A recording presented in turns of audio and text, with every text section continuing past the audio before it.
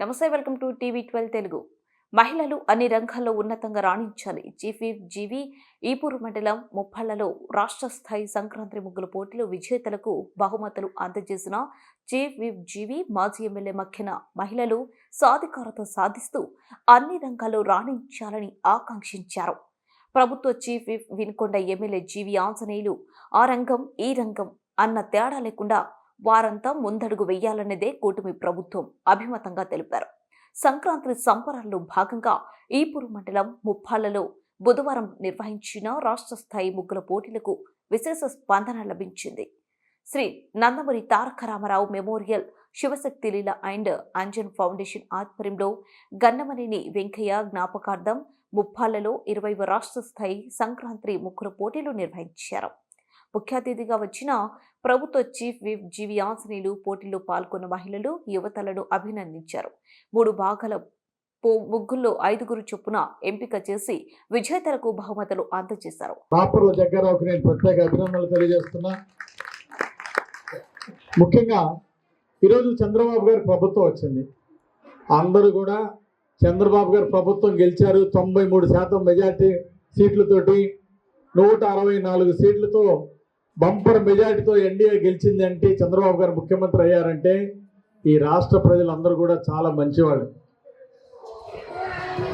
ధర్మానికి అధర్మానికి తేడా తెలుసుకున్నారు, మంచికి చెడుకి తేడా తెలుసుకున్నారు.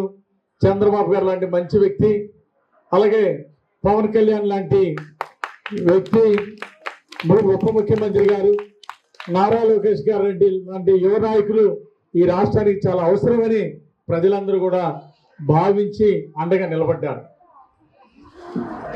గతంలో చూసాం, ఎమ్మెల్యేలు అరాచకంగా తప్పుడు కేసులు పెడతా ఉంటే ఎట్లా ఉందంటే వాళ్ళది ముగ్గులు చూడటానికి వచ్చిన వాళ్ళ మీద కూడా కేసులు పెట్టే పరిస్థితి అన్నమాట. మంచిని మంచి చెడుని చెడు అని చెప్పేటువంటి వాక్ స్వాతంత్రం కోల్పోయారు జగన్మోహన్ రెడ్డి గారి పాలన. ఆ కసి అంతా ఎంతైతే అణచివేశారో, ప్రజల్ని అభద్రతా భావానికి లోనయ్యారో అంత గట్టిగా చెంపకబెట్టి వాయించారు. ప్రజలందరూ కూడా ఎప్పుడు దుర్మార్గానికి అధర్మానికి ఓటమి తప్పదు. మంచి కోరుకునే వాళ్ళని, అభివృద్ధి చేయాలనుకునే వాళ్ళకి ఎప్పుడు కూడా ప్రజలు అండగా ఉంటారు. నేను చిన్న రైతు కుటుంబంలో వచ్చి ఈరోజు 3 సార్లు శాసనసభ్యుడిగా ఇక్కడ గెలవటం అంటే అది నా పూర్వజన్మ సుకృతం. చంద్రబాబు గారి ఆశీస్సులు. వినుకొండ నియోజకవర్గ ప్రజలు అందరికంటే, జిల్లాలందరికంటే చాలా చాలా మంచి వాళ్ళు మన నియోజకవర్గంలో ఉండటమే గొప్ప విశేషం. మంచిని కోరుకునే వాళ్ళు మన వినుకొండ నియోజకవర్గం వాళ్ళు. నన్ను గెలిపించడంలో, మంచితనంలో మీ అందరి ఆశీస్సులు ఉండబట్టే 3 సార్లు గెలిచా. ఇప్పుడు ఎన్నికలకు ముందు ఏవైతే వాగ్దానాలు ఇచ్చామో, ఇంటింటికి మంచినీళ్ళు ఇస్తా ఉన్నాం. ఆ పని పూర్తి చేస్తే నా జన్మ ధన్యమైందని నేను భావిస్తాను. ఎందుకంటే ఆరోగ్యానికి మూలాధారం మంచినీళ్ళు.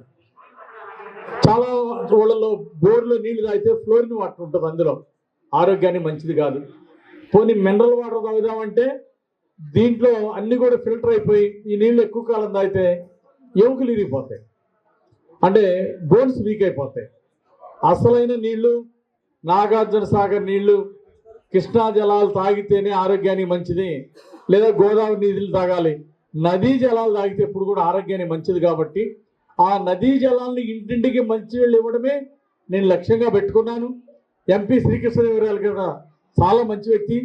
ఇద్దరం కలిసి వెళ్ళి చంద్రబాబు గారిని అడిగాం, అయ్యా మాకు ఎన్నికల ముందు హామీ ఇచ్చాం, ఇంటింటికి మంచినీళ్ళు ఇవ్వమంటే తప్పనిసరిగా చేద్దాం తమ్ముడు అని చెప్పేసి చంద్రబాబు గారు హామీ ఇచ్చారు.